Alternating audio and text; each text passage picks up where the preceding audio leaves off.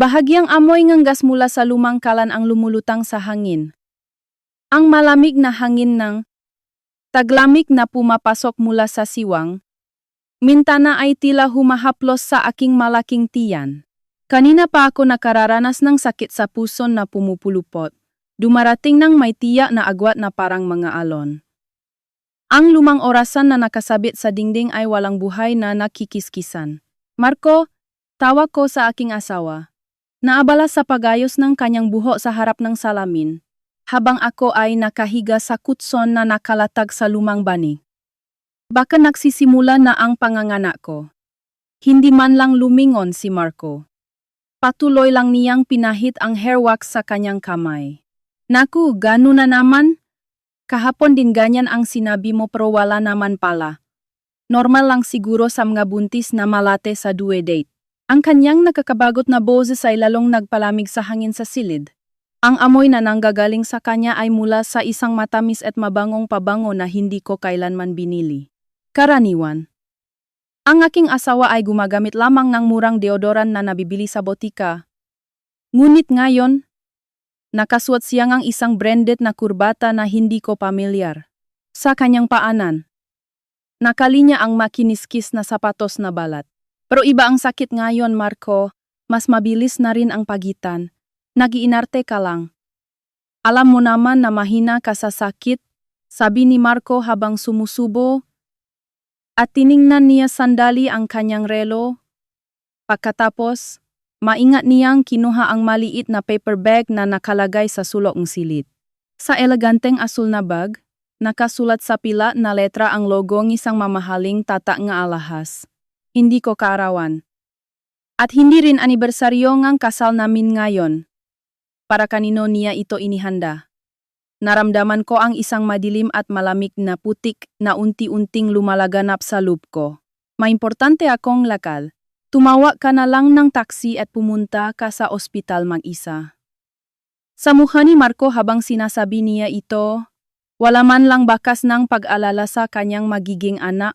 Ang tanging naroon ay pagmamadali lang na umalis ng bahay. Habang ako ay umiyak dahil sa sakit, nag-vibrate ang smartphone sa bulsa ni Marco. Ang pangalang Aling Nena ang lumabas sa screen, ang biyenan ko.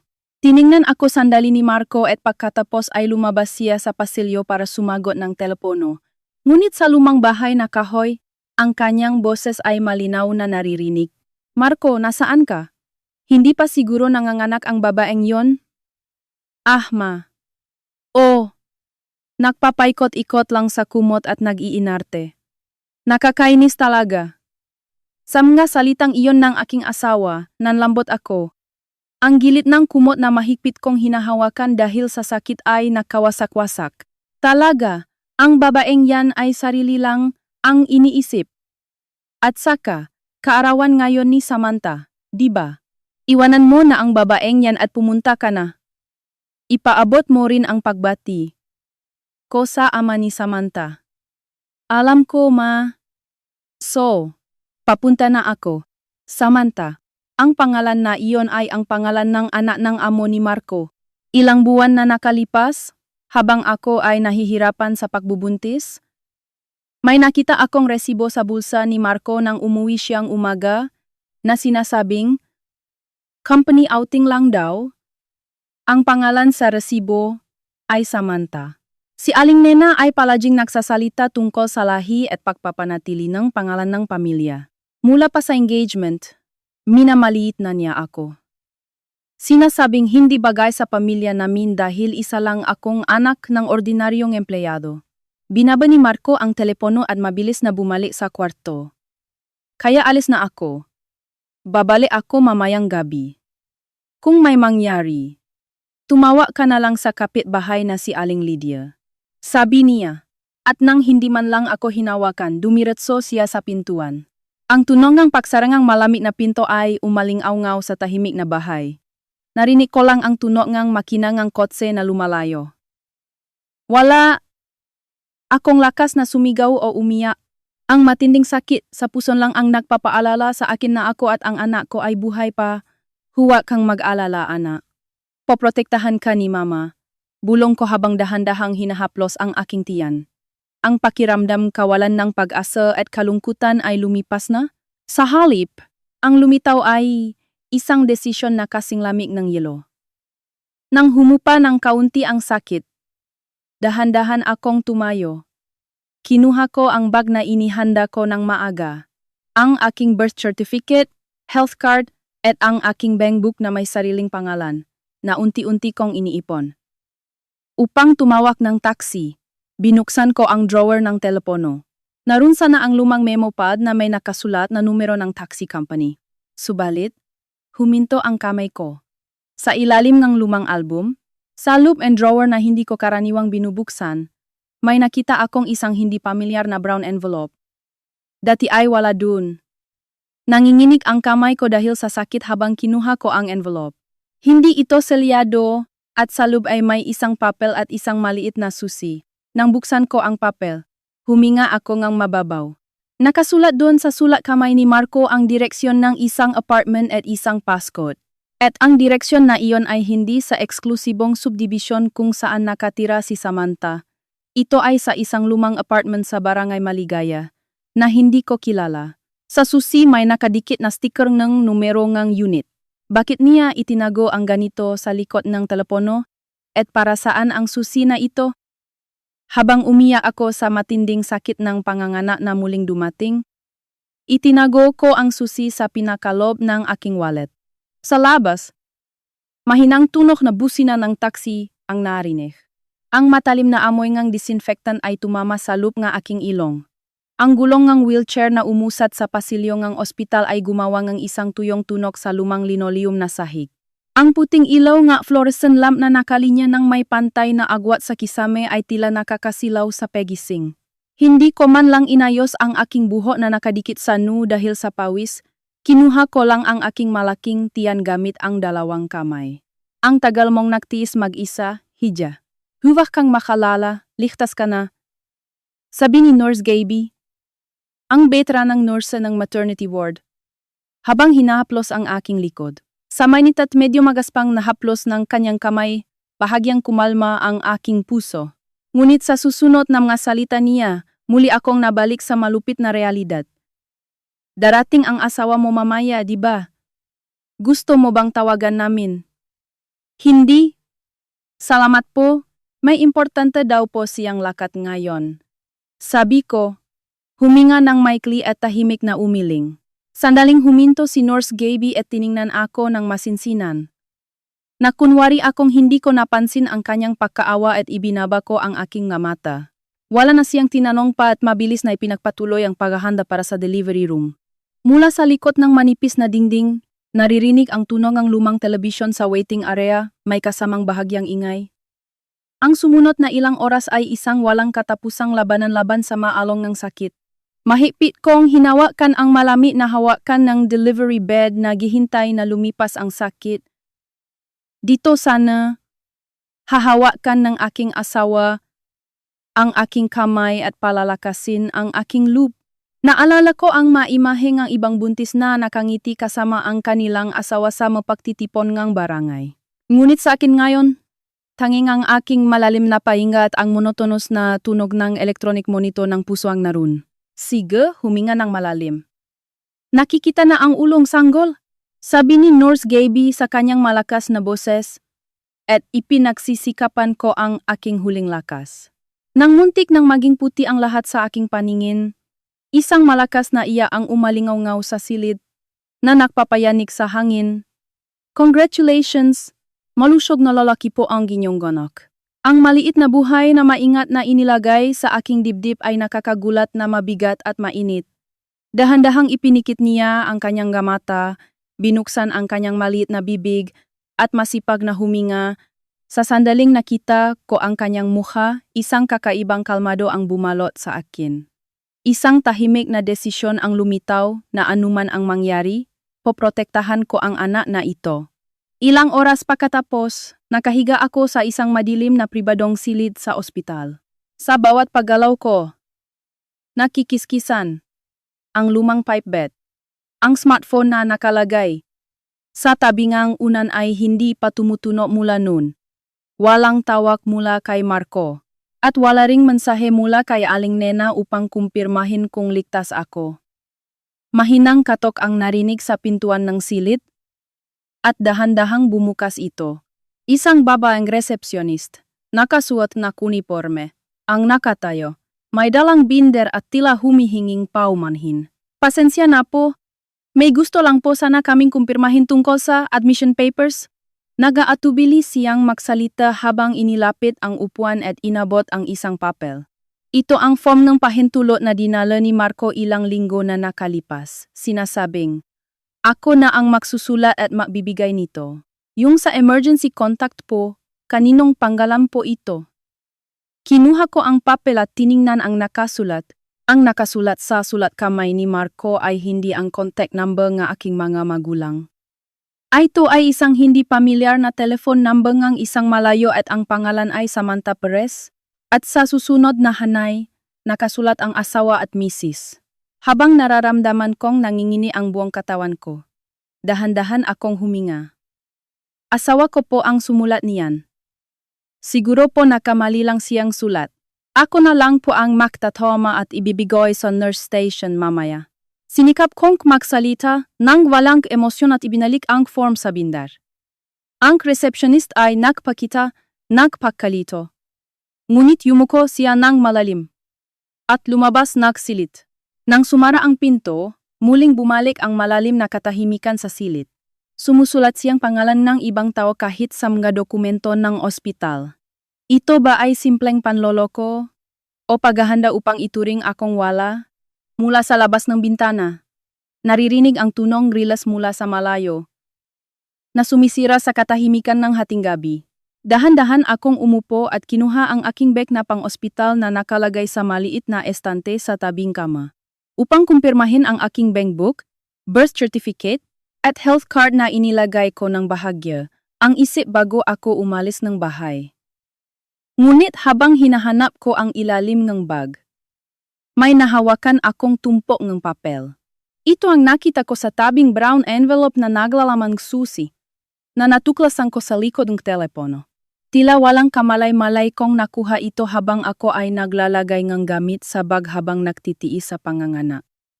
Sa ilalim ng madilim na ilaw ng ilaw sa pagbabasa, dahan-dahan kong kinuha ang tumpok ng papel. Sa pinakatas, may 2 piraso ng berdeng papel na galing sa munisipyo. Nakatupi. Nakasulat doon ang application for divorce, at mayroon ng pirma at selyo ni Marco. Ngunit ang nakpa ko na aking makamata ay hindi iyon. Sa hanay ng mga saksi, naroon ang pangalan ni Aling Nena at isa pa ang pangalan ng ama ni Samantha, ang CEO, at isang hindi pamilyar na selyo. Hinihintay nila ang sandali na hindi ako makakakilos dahil sa aking panganganak. Plano nilang may gagawin sa bahay habang ako ay wala. Sa sandaling iyon, biglang lumiwanag ang screen nga. Smartphone sa tabi ngang unan at nag-vibrate ng maikli.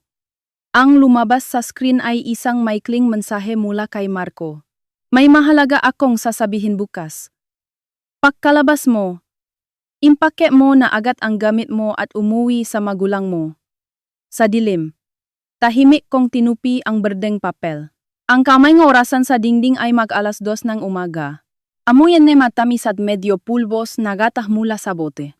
Ang malamig na hangin ng madaling araw ay nagpaputi sa salamin ng bintana ng silid. Sa aking braso, ang bagong silang na munting buhay ay mahimbing na natutulog. Ang maliit na daliri ay mahigpit na humahawak sa aking hinlalaki. Ang tiyak na init na iyon lang ang tanging katotohanan sa sandaling ito. Sa screen ngang smartphone, patuloy na nagniningning ang malamig na maikling mensahe na ipinadala kagabi. May mahalaga akong sasabihin bukas. Pagkalabas mo, iimpake mo na agad ang gamit mo at umuwi sa magulang mo. Sa mga marahas na salitang iyon, kakaibang kalmado ang aking puso. Wala ng pag-iyak, wala ng galit. Naramdaman ko lang ang isang tahimik at malalim na pagkabigo, at isang desisyon na kasing talim ng kutsilyo na unti-unting hinahasa sa aking puso. Si Aling Nena ay matagal nang minamaliit ang aking pamilya. Ang aking mamagulang na tapat na nagtatrabaho sa isang maliit na pagawaan punong-punong grasa. Sa kabilang banda, ang pamilyang aking asawa ay may matagal ng lahingam gahatyendero. Para kay Aling Nena, ako ay simula pa lang ay isang katulong lang na hindi nababagay sa kanilang pamilya. Na madaling gamitin. Paglilinis ng lumang alta, pagtanggal ng damo sa malawa na bakuran, pagtitiis sa mga salita ni Aling Nena na nag-aalala sa tingin ng mga tao sa mga pagtitipon ng kamang-anak, at ginagawa ko ang aking tungkulin bilang isang asawa ng walang reklamo. Ngunit tumating si Samantha, ang anak ng CEO. Para kay Marco, na naghangat ng pag-angat sa trabaho. At kay Aling Nena, na nagmamahal sa mas malaking yaman at tingin ng tao. Ako ay naging isang hindi na kailangan. Muli kong kinuha ang berdeng papel mula sa bag na nakalagay sa tabi ng kama. Ang application for divorce. Nakatingin ako sa 3 selyo na nakalagay sa hanay ng gasaksi sa sina nga araw. Sa sandaling iyon, may napansin akong kakaiba. Sa kanang itaas na bahagi ng papel, sa hanay ng petsa, may nakasulat na malabong sulat kamayng lapis. Isang manipis na numero na tila nakalimutan burahin. Ang petsa na nakasulat doon ay 6 na buwan bago ang aking due date. Noong panahon na ako ay nahihirapan sa pagbubuntis at araw-araw na nagsusuka sa sulok ng kusina. Noon pa man, inihanda na nila ang papel na ito, at habang nagtatawanan sa likod ko, isinulong nila ang plano na paalisin ako. Naramdaman kong nanlamig ang aking dugo. Mahinang katok ang narinig sa pinto, at pumasok ang isang nurse na may dalang cart ng pagkain. Magandang umaga po, nakalagay na po ang almusal niyo. May masakit po ba? Ang mainit na usok ng saa ay umakyat ng puti mula sa plastik na tasa. Salamat po. Okay lang po ako. Sabi ko, tahimik na yumuko at mabilis na itinago ang papel sa ilalim ng kumot. Agad pagkalabas ng nurse, nag-vibrate ang smartphone sa ibabaw ng kama. Ang lumabas sa screen ay ang pangalang Tatay. Mahinang huminga ako at pinindot ang call button. Tatay, bakit po? Bakit ang gaganyo po tumawag? Ligtas ka ba? Tumawag ako sa ospital kanina at narinig kong nanganak ka na. Mahusay ka, anak. Ang boses ng aking ama ay mababa at kalmado tulad ng dati. Ngunit ang maasumunod na salita ay may halong pag-alinlangan at tensyon. May pinahiram ka bang susing bahay sa kahit sino? Ha? Sino po? Si Marco at si Aling Nena lang po ang may hawak ng susi. Ganun ba? Kasi, ngayon, pumunta ako sa bahay mo para maglagay ni anting-anting para sa ligtas na pangganganak sa mailbox. Pero may nakaparadang hindi pamilyar na truck ngang kumpanya ngang lipat bahay sa harap ngang bahay. Nanlambot ako. Binulungan ng aking ama ang kanyang boses at patuloy na ikinuwento ang nangyayari sa kabilang linya. Narinig ko ang tawanan ng isang batang babae sa loop at kasama rin si Aling Nena. Sunod-sunod silang nagdadala ng manggabagong muebles at magagarang kahon. At sa sulok ng bakuran, nakakalat ang madamit mo at ang lumang makinang panahing nanay mo sa mga itim na sakong basura. Sa sandaling narinig ko ang mga salitang iyon, naramdaman kong may pumutol sa isang mahigpit na tali sa loop ng aking dibdib. Ang makinang panahi na iyon ay inalagaan ng mabuti nga aking namatay na ina bilang bahagi nga aking dote. Habang ako ay nag-isa at isinusuko ang aking buhay sa panganganak, itinapon nila ang aking mahahalagang alaala bilang basura.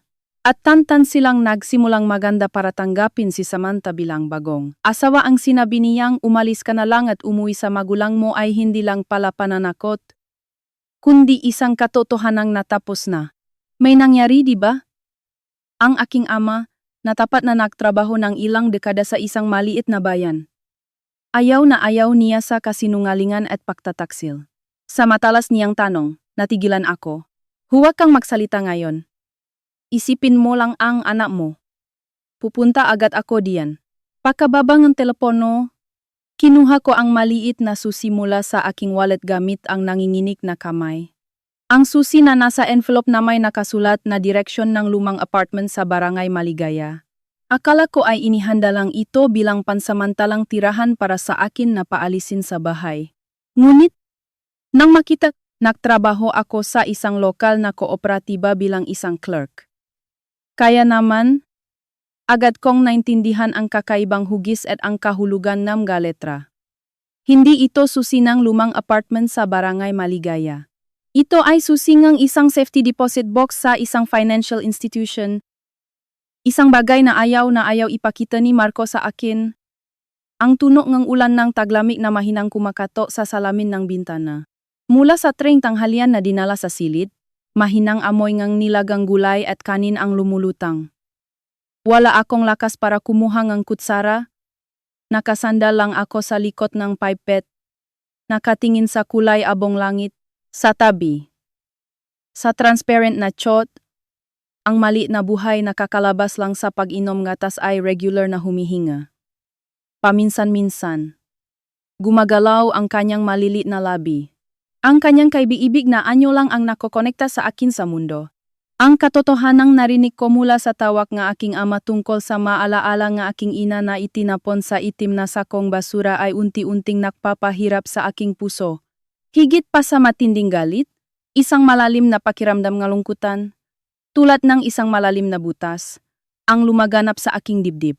Ang ilang taong inilaan ko bilang asawa sa bahay na iyon. Ano nga ba ang halaga nito? Araw-araw na maaga akong gumigising, nagsisindi ng insenso sa lumang altar, nagpipigang ng malamig na tubig sa basahan, at naglilinis ng malawak na beranda. Sumasali ako sa mga nakakainis na pagtitipon ng barangay nang hindi nagpapakita ng anumang pagkadismaya. At palagi akong nakangiti sa harap ng kapitbahay para sa pagpapapansin ni Aling Nena. Ngunit ang lahat ng aking pagsisikap at pagtitiis ay walang halaga sa kanila. Habang ako ay isinusuko ang aking buhay sa panganganak. Inimbitahan nila ang kanyang kabit sa bahay at itinapon ang aking mabakas bilang basura. Ang tahimik at malamig na pagtanggap na tila natuyo na ang mga luha ay bumalot sa akin. Mahinang bumukas ang pinto ng silid. Nang lumingon ako, nakita ko si tatay. Basang-basa ang balikat dahil sa ulan, may dalang malaking paper bag. Ang pangit na mukha mo. Nakapagpahinga ka ba? Tahimik na tanong ni tatay. At dahan-dahan siyang umupo sa upuan sa tabi ng kama. Ang amoy ng makina at ang amoy ng bakal sa araw ng ulan ay humalo sa amoy ng disinfektan ng ospital at lumutang. Sa sandaling nahawakan ko ang pamilyar at mainit na amoy na iyon, kinagat ko ng mahigpit ang aking labi. Dinala ko na ang makinang panahi sa pagawaan natin. Nababalutan ito ng kumot kaya hindi nabasa. Huwag kang mag-alala. Sa clumsy na kabaitan ni tatay, bahagyang uminit ang loop ng aking mamata.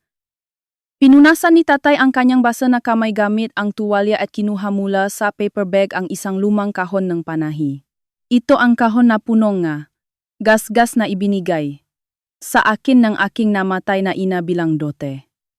Bahagyang nakabukas ang bibig ng sako ang basura.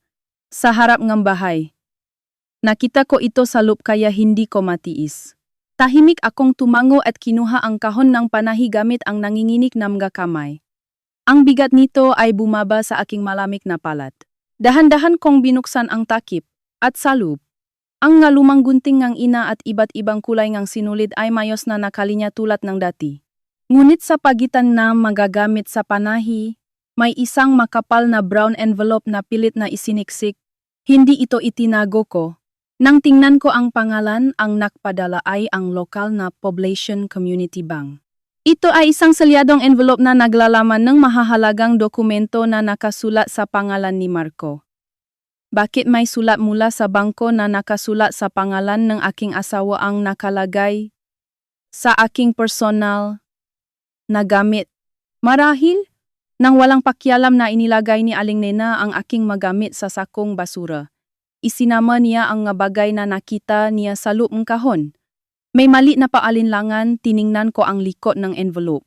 Hindi ito selyado, at bahagyang nakalabas ang mga dokumento sa loob. Buksan mo. Baka may mahalaga. Sabi ni tatay sa kalmadong boses. At hinayaan kong kumuha ng ilang papel mula sa envelope. Sa ilalim ng madilim na ilaw sa pagbabasa, tiningnan ko ng mabuti ang walang buhay na mga letra. Ang nakasulat doon ay ang nga detalye ng isang malaking life insurance policy kung saan ako ang nakaseguro. At ang nakpako ng aking mga mata ay ang hanay ng beneficiary. Ang hanay na iyon, na dati ay nakasulat ang pangalan ng aking ama, ay pinutol ng 2 linya at pinalitan ng pangalan ni Marco at Maiselio. Nang makita ko ang petsa ng pagtanggap na nakalagay sa gilid ng dokumento, nanlambot ako. Ito ang panahon na ako ay nahihirapan sa pagbubuntis at araw-araw na nagsusuka sa sulok ng kusina. Habang ako ay nakahiga sa bahay, palihim nilang binago ang beneficiary ng aking insurance. Kung namatay ako sa panganganak na ito, o kung nahulog ako sa hagdan dahil sa stress pagkatapos manganak, hindi ba sila malulungkot? Sa halip ay gagamitin nila ang perang iyon para simulan ang bagong buhay kasama ang kabit? Naramdaman kong nanlamig ang aking dugo. Hindi ko mapigilan ang pangingining ng aking katawan sa pahawak sa walang hanggang kasamaan ng pamilyang pinaniniwalaan ko. Hindi lang nila ako gustong paalisin. Plano nilang gamitin ang aking pagkatao para sa kanilang sariling kapakinabangan. Sa sandaling iyon, ang smartphone na nakalagay sa maliit na estante sa tabi ng unan ay biglang na-vibrate ng matindi. Ang walang buhay na tunog ng panginginig ay umalingawa sa tahimik na silid. Ang pangalang Marco ay kumikislap sa screen. Tahimik akong tiningnan ni tatay at dahan-dahang tumango. Huminga ako ng malalim at ginamit ang malamig na mga daliri upang i-slide ang call button. Hello? Tinanggal ko ang lahat ng emosyon at sinikap kong magsalita ng walang tono. O ikaw? Alam mo ba yung brown envelope na nasa drawing telepono sa bahay?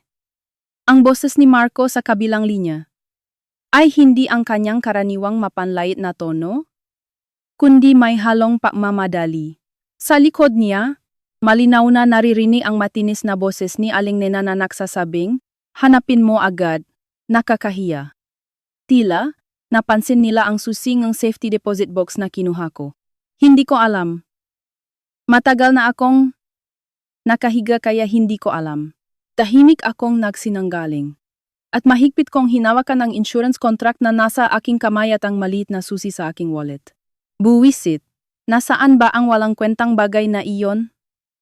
Sa sandaling iyon, habang si Marco ay nakmumura at nagagalit, narinig ang malamig na boses ng isang hindi pamilyar na batang babae sa kabilang linya. Naku Marco, baka nawawala rin yung lumang passbook na iyon. Sa sandaling narinig ko ang boses na iyon, isang manipis na tali ang nag-ugnay sa aking isip. Ang hinahanap nila ng buong puso ay hindi lang ang susi. Sa loop ng kahon na binubuksan ng susi na iyon, may nakatagong katotohanan na hindi nila dapat malaman. Naramdaman kong lalong lumakas ang tunog ng ulan sa labas ng bintana. Ang mahinang tunog ng motor ng maliit na refrigerator sa sulok ng silid. Ang mainit na usok ng saa mula sa paper cup na binili ni tatay sa vending machine ay lumutang. Sa labas, patuloy pa rin ang malamig na ulan nagataglamig at ang maliliit na patak na tubig ay tahimik na dumudulas sa salamin nagabintana. Ang mahinang pahingaang sanggol na natutulog sa tabi sa chot ay tila ang tanging pag-asa sa kulay abong silid na ito. Agad pagkatapos ng boses ni Samantha na narinig mula sa kabilang linya, mabilis na binaba ni Marco ang tawag. Ang walang buhay na electronic tone ay walang kabuluhang umalingaw-ngaw sa aking tainga. Dahan-dahan kong inilayo ang smartphone sa aking tainga at binalot ito gamit ang aking malamig na makamay. Ang kabit ng aking asawa ay naghahanap ng aking lumang bankbook. Ang kahulugan ng katotohanan iyon ay nagsimulang maintindihan ng aking isip ng kakaibang kalmado. Hindi kalungkutan, hindi galit. Ito ay tulad ng isang tahimik at malupit na transparency na parang ang aking puso ay nababalutan ng makapal na yelo. Habang ako ay nagtitiis sa panganganak, nagdala sila ng bagong muebles at itinapon ang aking maalaala bilang basura. Hindi lang iyon. Hinahanap din nila ng buong puso ang aking yaman. Ang ilang taon na nagtiis ako at naglingkod para sa pamilya ay walang halaga sa kanila. Nawala na ang tawag? Tahimik na tanong ni tatay, at dahan-dahan siyang tumayo mula sa upuan sa tabi niya. At mula sa malalim na bulsa ng kanyang work uniform, kinuha niya ang isang medyo maduming maliit na tela na pouch. Nakalagay din ito sa ilalim ng itim na sako ng basura. May nakita ka ba? Nang makita ko ang nasa palat ni tatay, nanlambot ako. Ito ay isang pouch na may bulaklakin na matagal ko nang pinahahalagahan mula pa nung dalaga ako. Sa loop, naroon sana ang aking lumang bankbook at ang selyo na nakarehistro sa munisipyo. Nang walang pakialam na inilagay nila ang aking magamit sa sakong basura. Hindi nila napansin ang kahalagahan nito at itinapon. Ang hinahanap ni Samantha sa kabilang linya ay walang dudang ang laman ng pouch na ito. Ang pouch na ito ay ibinigay sa akin na aking ina ilang araw bago siya namatay. Kung sakaling makaroon ka nga matinding problema sa hinaharap, gamitin mo ang perang ito upang protektahan ang iyong sarili at ang iyong anak. Sabing aking ina, nahawa ang aking kamay gamit ang kanyang payat na kamay ilang araw bago siya pumanaw. Ito ay para na inipon niya sa loop ng maraming taon para sa akin, habang sinusuportahan ang mahirap na pagpapatakbong maliit na paggawaan. Kahit na si Marco ay humingi ng pera para sa pagpapalit ng kotse noon, tumanggi ako, sinasabing ito lang ang hindi ko gagamitin. Nangingini ang mga daliri ko habang dahan-dahan kong binuksan ang bahagyang kalawangin na zipper. Sa loob, naroon pa rin ang lumang bankbook ng Poblacion Community Bank. Ngunit ang selyo na nakalagay sa nasa loob ng itim na kasing kasama, ang bankbook ay wala. Kahit ilang beses kong hinanap ang ilalim ng pouch, wala ang matigas na bigat na dapat nandun. Sa masamang pakiramdam, mabilis kong binuksan ang pahinang bankbook at kinumpirma ang huling entry. Ang huling entry ay nung panahon na ako ay na-admit sa ospital sa loob ng 1 linggo dahil sa panganib na panganganak. Nang makita ko ang numero na nakasulat doon, nanlambot ako. Ang halagang 1 milyong piso na iniwan ng aking ina ay kinuha ng buo.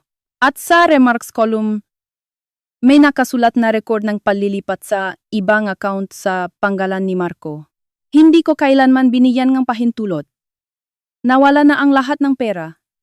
Nang marinig ng aking ama ang aking tuyong bulong, nagbago ang kanyang mukha. Si Marco at si Aling Nena ay palihim na kinuha ang aking selyo habang ako ay nasa ospital at hindi makakakilos. At kinuha nila ang mana ng aking ina mula sa aking account. Marahil ay ginamit ito para sa kanilang buhay kasama ang kabit. Walang dudang sinubukan nilang itapon ang bankbook bilang basura bago ako lumabas sa ospital. Tahimik na tiningnan ni tatay ang bankbook sa aking kamay. Sa sandaling makita niya ang manumero, bahagyang umakyat ang kanyang makapal na kilay at mahigpit niyang hinawakan ang upuan. Sa mukha ng aking ama na karaniwang mahinahon, may tahimik at malalim na galit. Walang puso ang mga yan. Ang mababang boses ni tatay ay umalingaw-naw sa tahimik na silid. Hindi. Hindi lang pera ang kinuha nila. Ang katotohanang hinahanap pa rin ni, samanta ang bankbook ay nangangahulugang mayroon pa silang ibang layunin. Ang selyo ay nasa kamay pa rin nila. Ang pagbabago ang beneficiary ng life insurance kanina ay ginamitin ang selyo na iyon. Hindi lang nila ako gustong paalisin bilang isang sagabal, kundi plano rin nilang pahiramin ako ng mas malaking utang sa aking pangalan. Tiningnan ko ng mabuti ang mga dokumento na nakakalat sa ibabaw ng kama at ang susingang safety deposit box na nakatago sa aking wallet.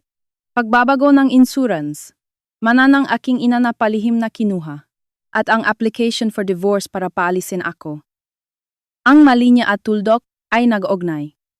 At ang kanilang nakakatakot na plano ay malinaw na lumitaw. Sa tabi, sakot, nagbigay ng mahinang iya ang sanggol. Dahan-dahan kong inabot ang aking kamay at hinaplos ang kanyang malambot na pisngi. Mainit at inosente. Kailangan kong tiyakin na ang bata na ito ay makakapamuhay ng may dignidad paglaki niya. Hindi ko hahayaan na manatili ang mana ng aking ina na ninakaw at ang aking dignidad na tinapakan. Tatay, tila wala akong oras para umiyak. Nang tahimik kong sabihin iyon, nagulat si tatay at pagkatapos ay malalim na tumango. Niyakap niya ang aking balikat gamit ang kanyang malaking kamay. Ang kamay ni tatay, natapat na nagtrabaho sa paggawaan punong-punong grasa. Ang init na iyon ay nagbigay ng katiyakan sa aking pusong kasing lamig ng yelo. Hindi na ako kailangang maging isang asawa na nagtitiis lang at nag-alala sa tingin ng mga tao. Sa sandaling iyon, mahinang katok ang narinig sa pinto ng silid. Sumilip si Nurse Gaby, ang veteranang nurse, na tila may tensyon. Ang mga anar inay, Aman, amanar, amanar, amanar, amanar. Ah, pasensya na po sa istorbo. May isang lalaki po sa reception na nagsabing siya ang kinatawan ng inyong asawa. Sa kanyang masalita, nakatingginan kami ni tatay.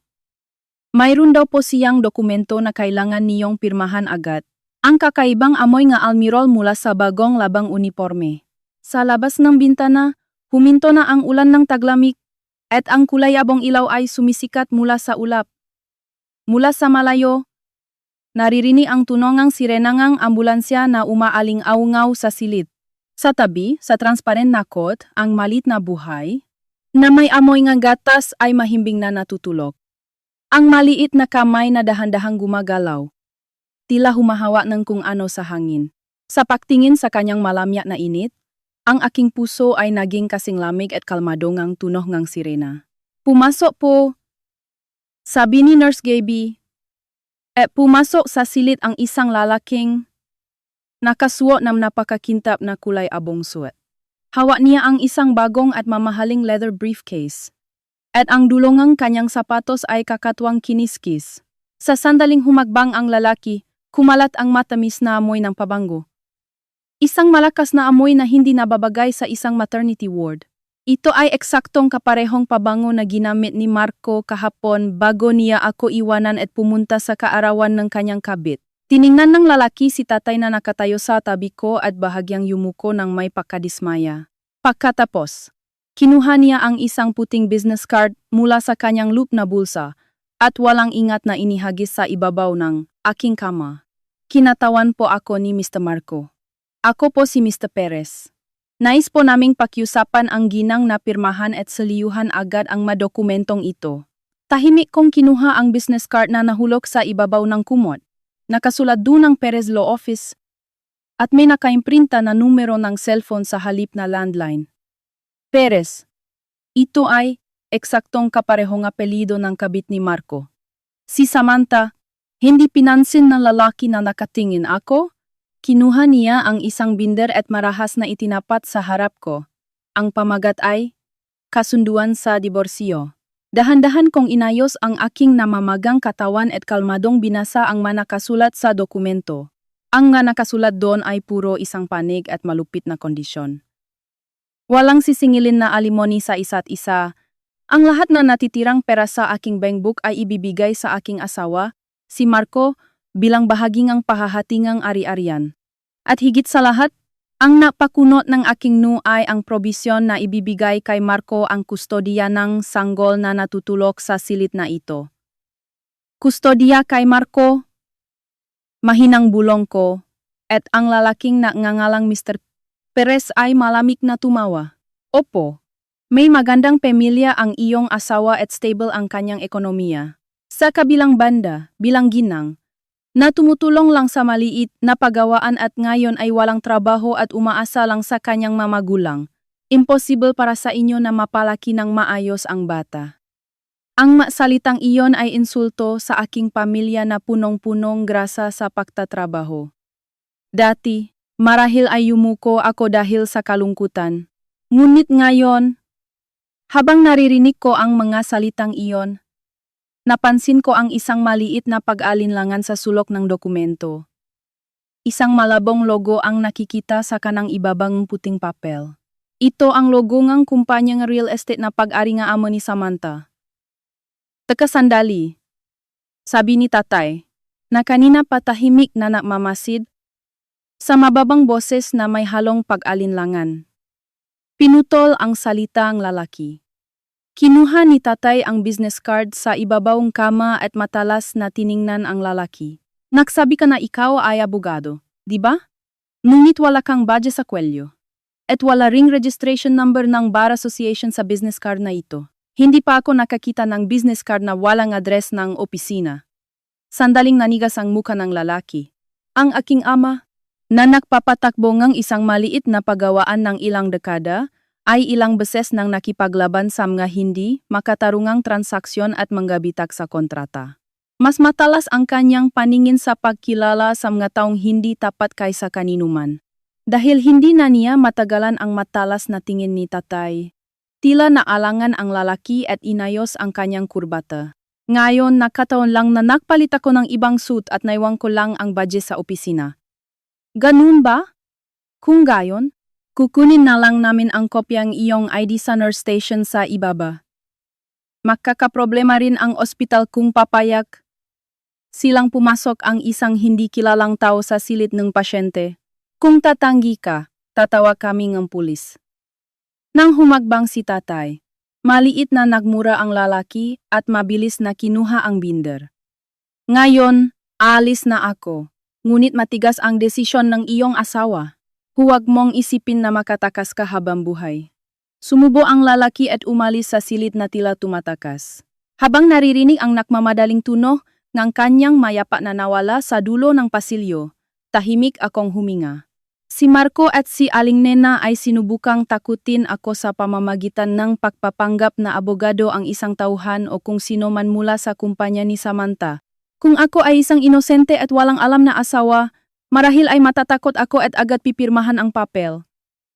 Nakamali sila ang akala. Gusto nilang agawin ang aking pera, ang aking dangal, at medjing ang buhay na ito na ipinanganak mula sa aking tiyan para sa kanilang sariling kapakinabangan. Isang madilim at mabigat na damdamin na hindi sapat ang salitang galit, ang tahimik at matatag na nabubuo sa loob ng aking dibdib.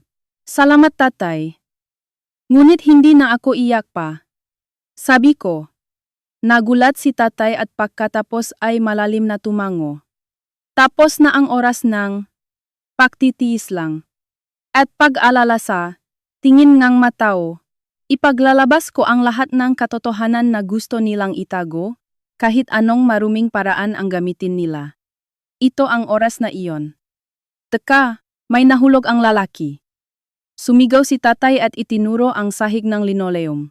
Nang madaling-madali kinuhang lalaki ang binder, tila may nahulog na bahaging ang dokumento. Kinuha ito ni tatay at ibinigay sa akin. Ito ay isang piraso ng notebook na nakasulat sa maruming sulat kamay ni Marco.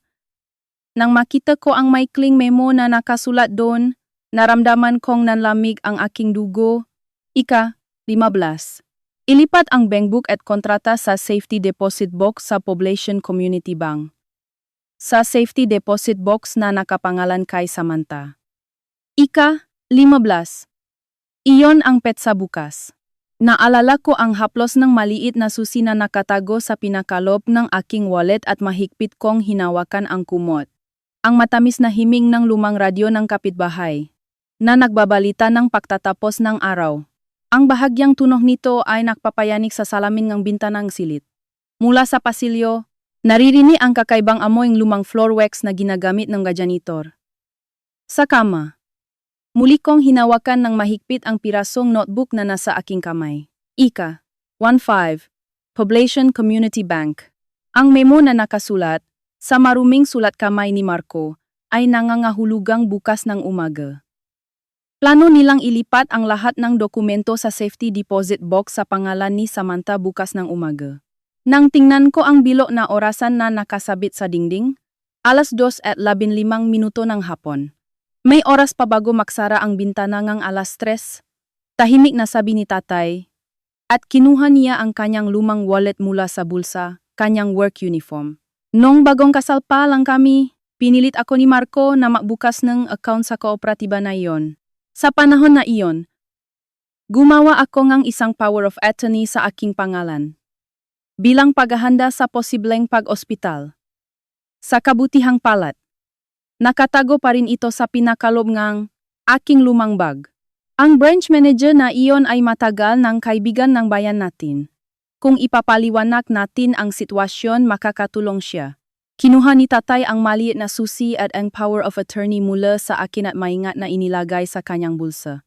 At tiningnan niya, nang isang beses ang sanggol na natutulog sa chot bago mabilis na lumabas ng silid.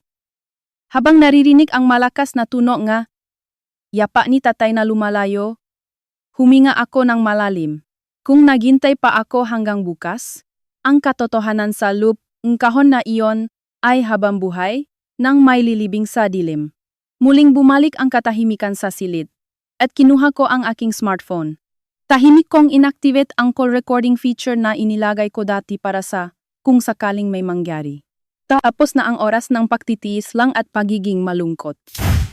Biglang umaling-awngaw ang walang buhay na tunog ngang panginginig sa silid.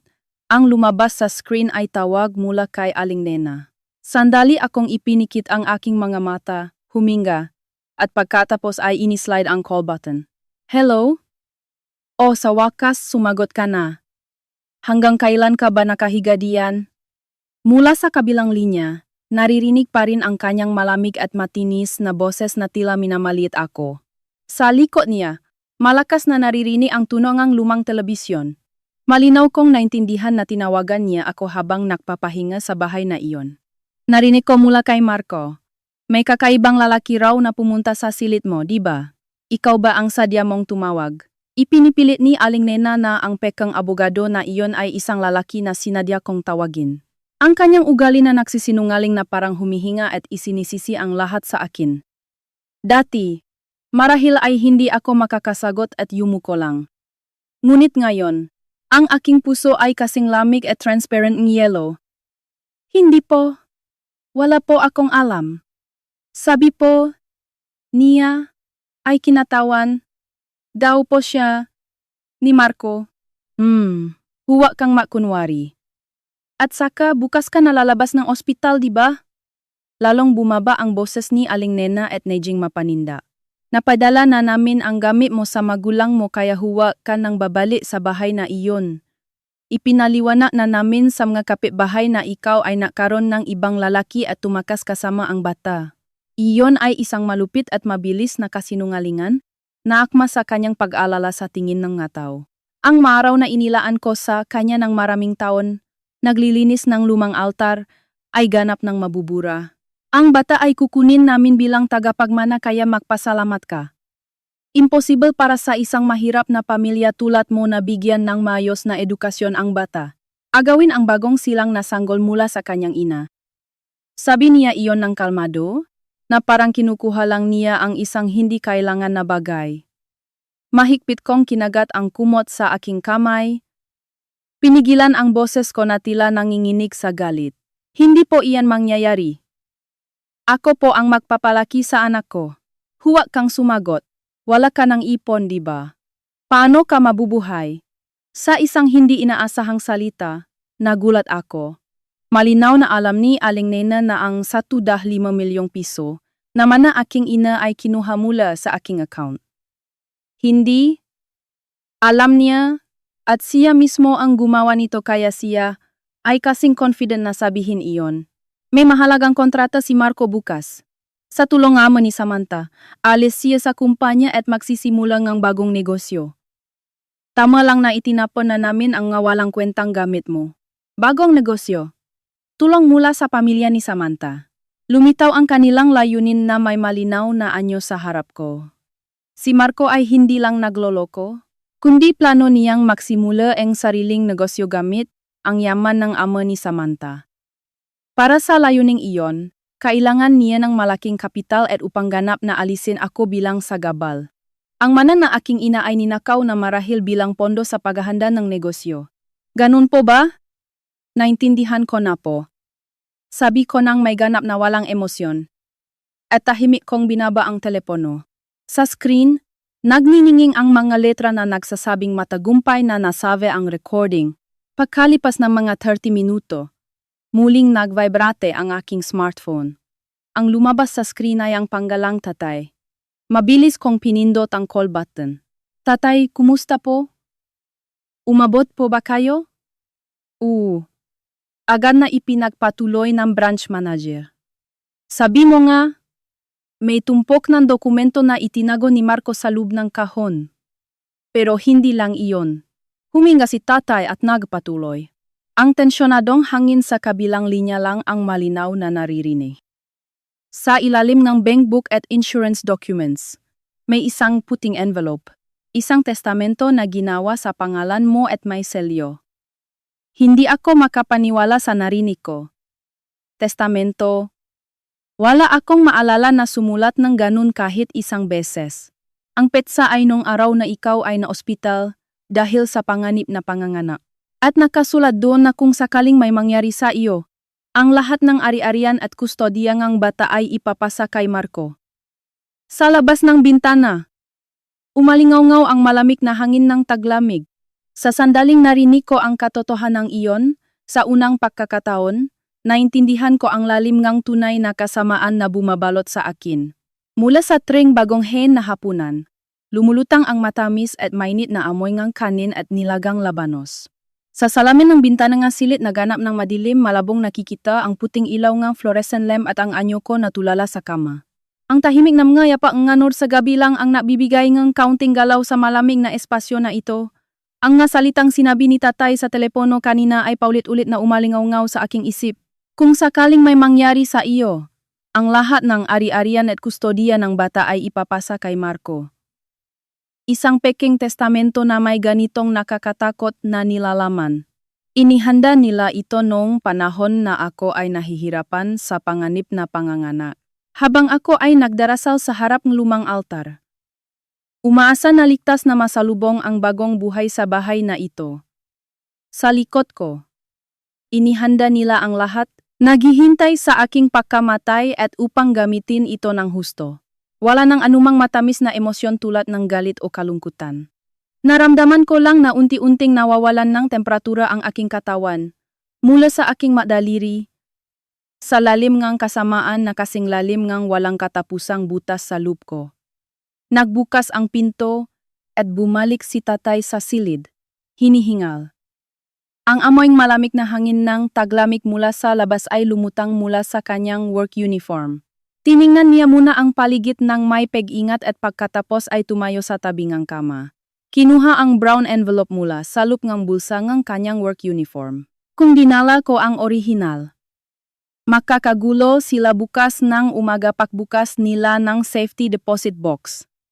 Kaya kinuha ko ang lahat ng kopya sa convenience store. Tahimik akong tumango at kinuha ang envelope gamit ang nanginginig na kamay. Sa pinakataas na ilang pirasong papel, naroon ang kopyang testamento na sinabi ni tatay. Ang mga nakasulat na letra ay malinaw na sinulat ni Marco. Ginagaya ang aking sulat kamay. Hindi natural at matigas ang sulat. Ngunit ang selyo na nakalagay sa tabi ng pirma ay walang dudang ang tunay na selyo na ninakaw mula sa aking pouch. At ang aking tingin ay napako sa mga saksi na nakalagay sa kanang ibabang papel. Nakasulat doon ang pangalan ni Aling Nena at sa tabi nito, isa pang hindi pamilyar na pangalan, Samantha Perez. Ang sariling kabit ay pumirma bilang saksi sa dokumento na nagnanais ng pagkamatay ng kanyang asawa.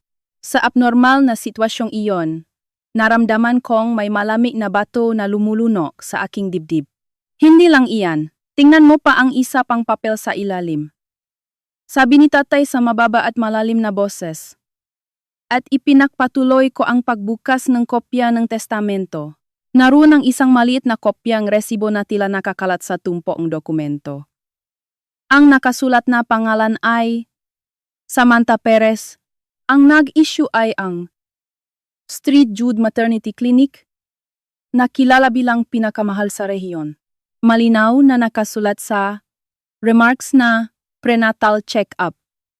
Sa sandaling nakita ko ang salitang iyon, naramdaman kong nag-ugnay ang lahat ng pag-aalinlangan sa isang makapal na linya. Ang dahilan kung bakit hindi pinansin ni Marco ang aking pangangana at pumunta sa kanya ngayon.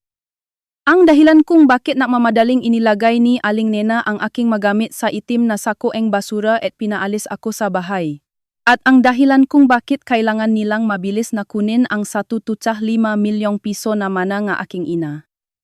Si Samantha ay buntis din.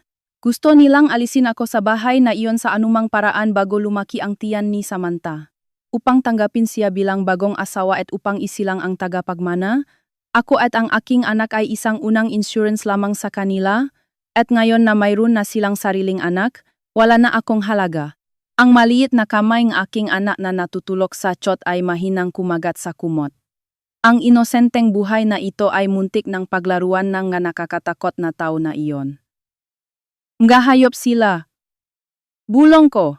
Mahigpit na kinagat ni tatay ang kanyang labi at nangingini ang kanyang kamao. Oh, tama. Kaya walang saysay na magpakita ng awa sa kanila.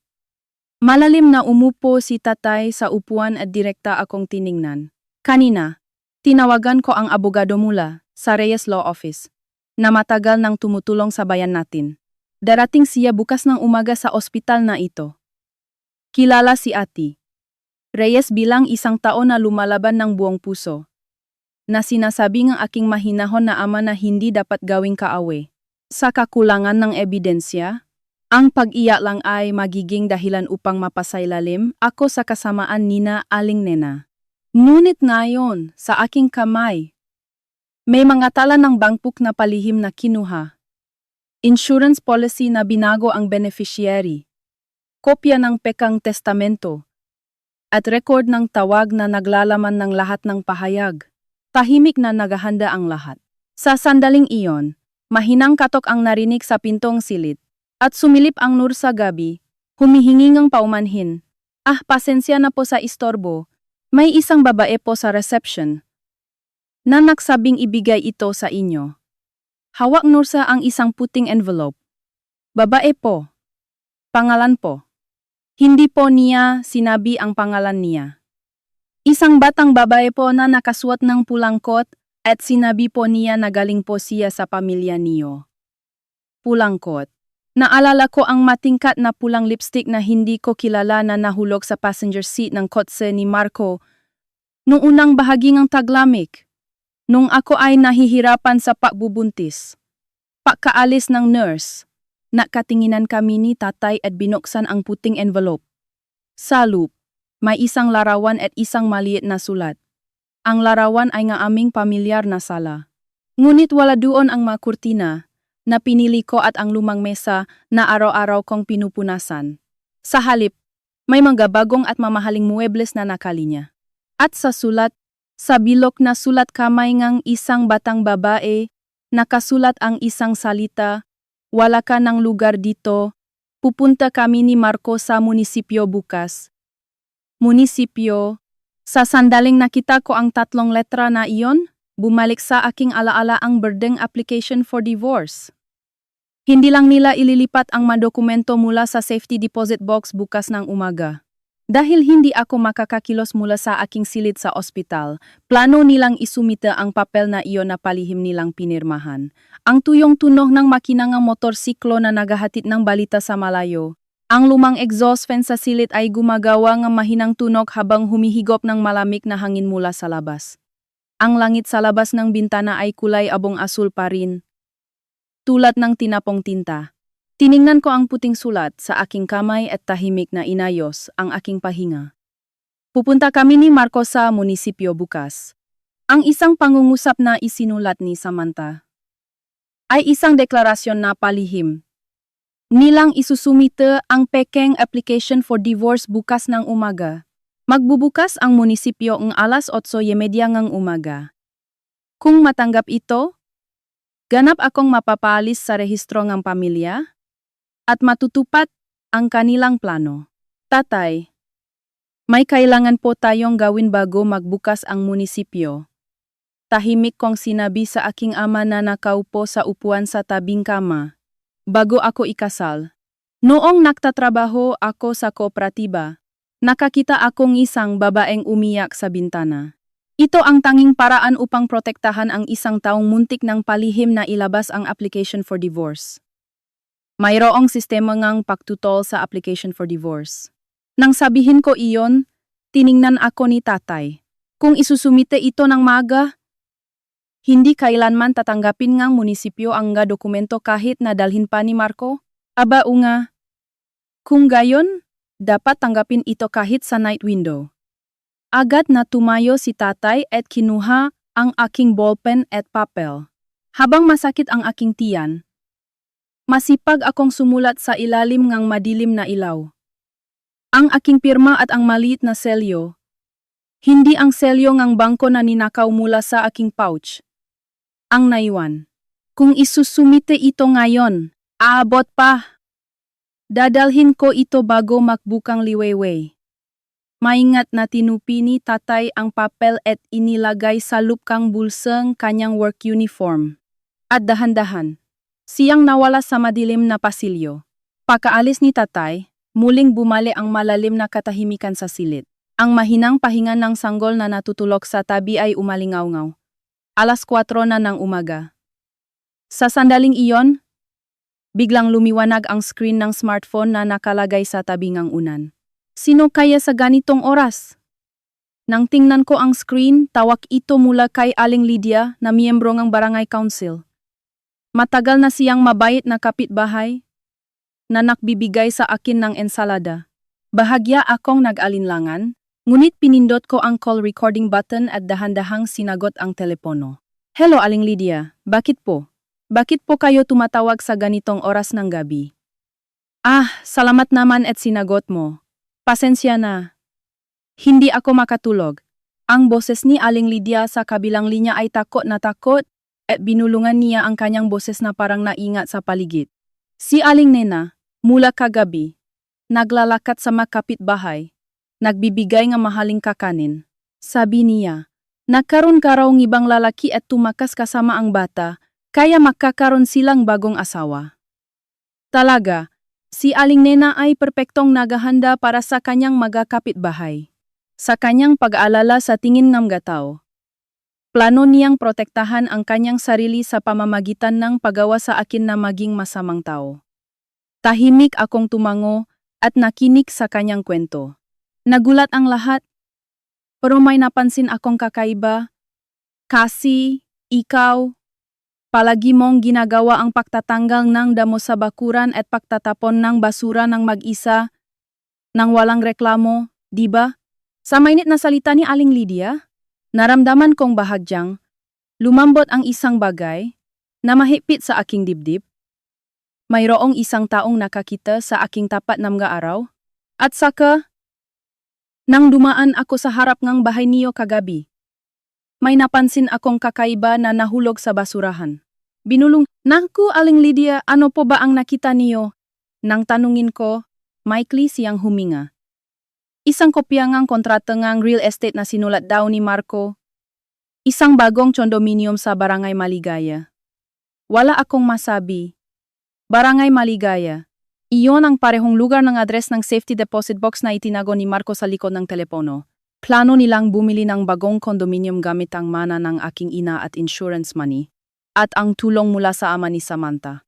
Ang lahat na ito ay nangyari sa loop na ilang araw habang ako ay isinusuko ang aking buhay sa pangangana. Kung kailangan niyo, ingatan ko ito sa reception ng ospital mamaya. Huwag kang susuko. Sa malakas na salita ni Aling Lydia, malalim akong yumuko at nagpasalamat. Pagkababa ng telepono, napansin ko na bahagyang lumiwanag ang labas ng bintana. Nagbukas na ang araw, at sa wakas, dumating na ang umaga ng huling labanan. Alas 7 ng umaga, bumukas ang pinto ng silid at bumalik si tatay na nagpuyat sa pagpunta sa munisipyo. Sa tabi niya, nakatayo ang isang matandang lalaki na may matalas na tingin. Magandang umaga. Ako po si Ati Reyes mula sa Reyes Law Office. Ang Ati Reyes na tanghing pinakakatiwalaan na aking mahinahon na ama.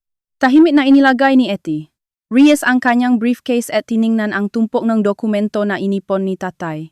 Ang pagtutol sa application for divorce ay matagumpay na naisumite. Kaya kahit na pumunta sila sa munisipyo, ganap na mabibigo ang kanilang plano. Sa kalmadong boses nga abogado, bahagya kong ibinaba ang aking balikat. Ngunit may mas mahalaga pa. Itinuro ni Ati Reyes ang kopya ng pekeng testamento na ginawa ni Marco. Marahil, ginawa nila ito nang walang kaalam-alam sa batas. Ginaya lang nila sa internet. May isang kritikal at nakamamatay na pagkakamali ang testamento na ito. Sa mga salitang iyon, nakatingginan kami ni tatay. Dahil dito, hindi lang sila makakaiwas sa pananagutan, kundi sila mismo ang humukaing kanilang sariling libingan. Ang mata ni Ati Reyes, sa likod ng kanyang salamin, ay tahimik at matalim na kumislap. Umayos ako upo sa kama at malinaw na narinig ang tunog pagsisimula pagkontra. Ang malamig na hangin ng umaga ay dahan-dahang pumasok mula sa bahagyang bukas na siwang ng bintana. Ang mapait na amoy ng mainit na kape mula sa vending machine na binili ni Ate Reyes ay kumalat sa silid. Mula sa malayo, naririnig ang mabigat na tunog ng unang tren na tumatawid sa tulay. Mula sa pasilyo, ang tunog ng gulong ng cart ng almusal ay umalingaw-ngaw kasama ang mahinang panginginig. Sa tabi, sa kot, ang sanggol na busok ay mahimbing na natutulog, naliligo sa sikat ng araw. Nakasandal ako sa likod ng kama at tahimik na naghintay sa masalita ni Ate Reyes.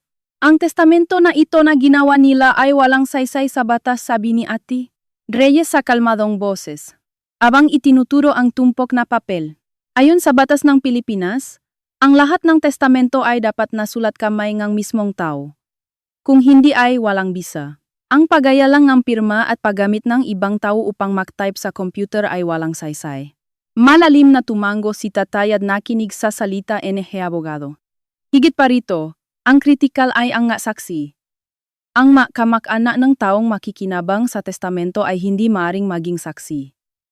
Kaya, sa sandaling naroon ang pangalan ni Aling Nena, ito ay isang piraso lang ng papel.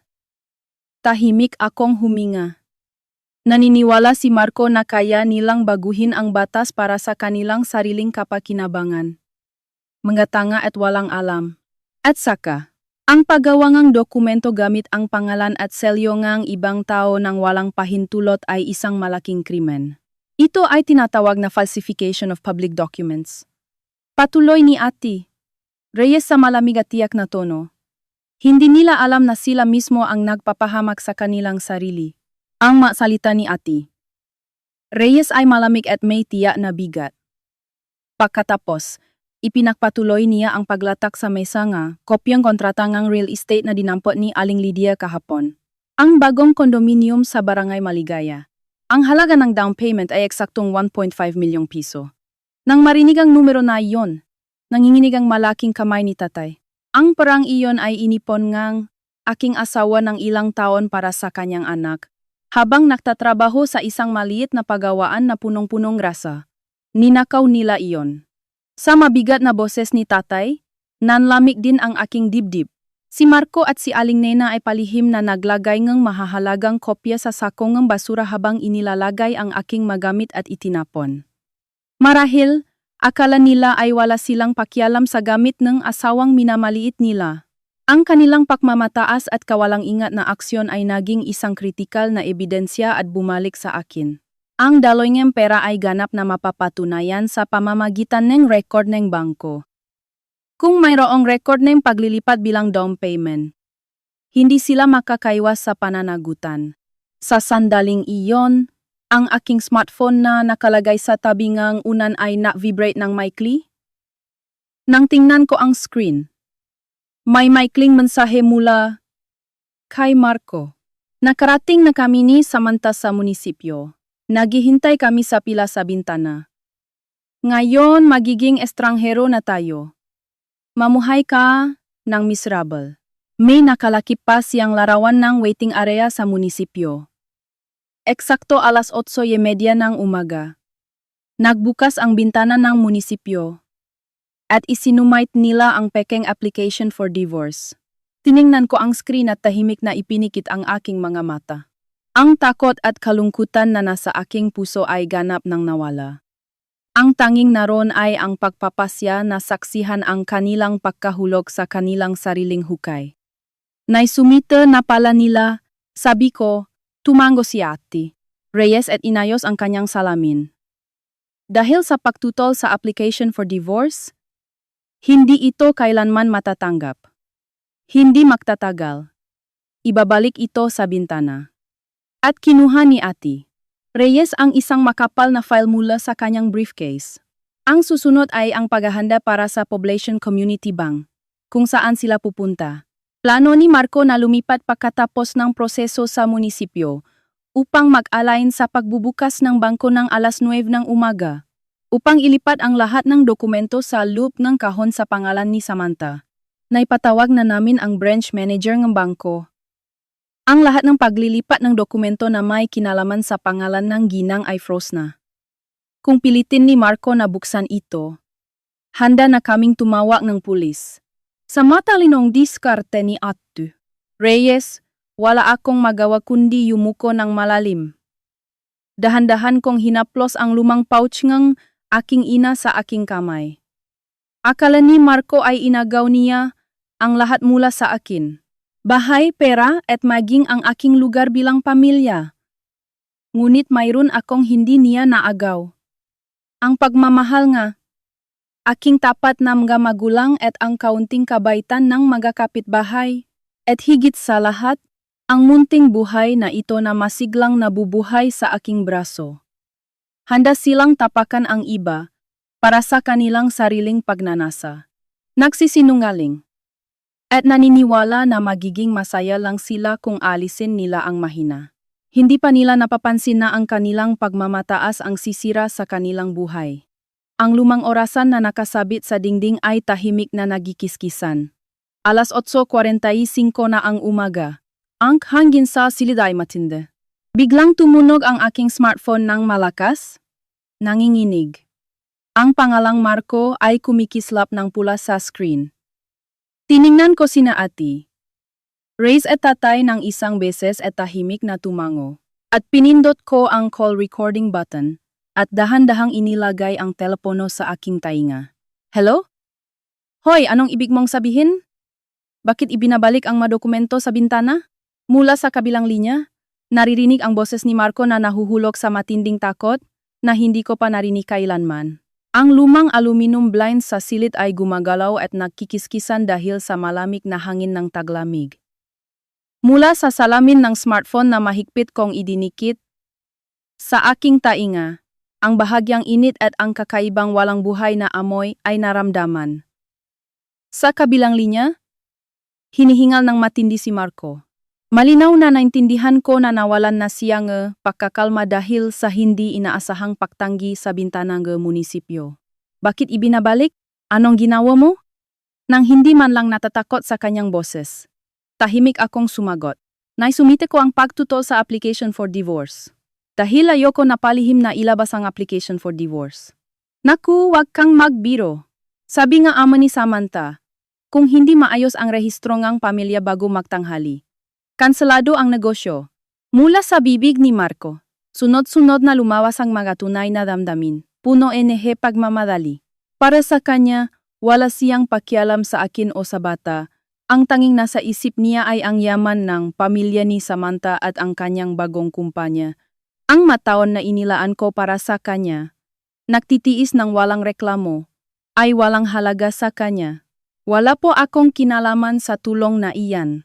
At saka, sino po ang sumulat ng application for divorce na iyan? Nang sadyang tanungin ko sa mababa at malamig na boses. Natigilan si Marco sa kabilang linya. Hindi ako, si Mama ang palihim na sumulat ng pangalan mo. Ako lang ang naglagay ng selyo. Sa kanyang pagiging tuso na sinusubukang isisi sa kanyang ina ang responsibilidad para sa kanyang sariling kapakanan. Nagbigay akong malamig na buntong hininga dahil sa sobrang katatawanan. Sa sandaling iyon, itinuro ni ati. Reyes ang kanyang smartphone ng tahimik. Sa screen, tawag ito mula sa branch manager ng Poblacion Community Bank. Pinutol ko ang boses ni Marco at nagtanong pa. Ganun ba?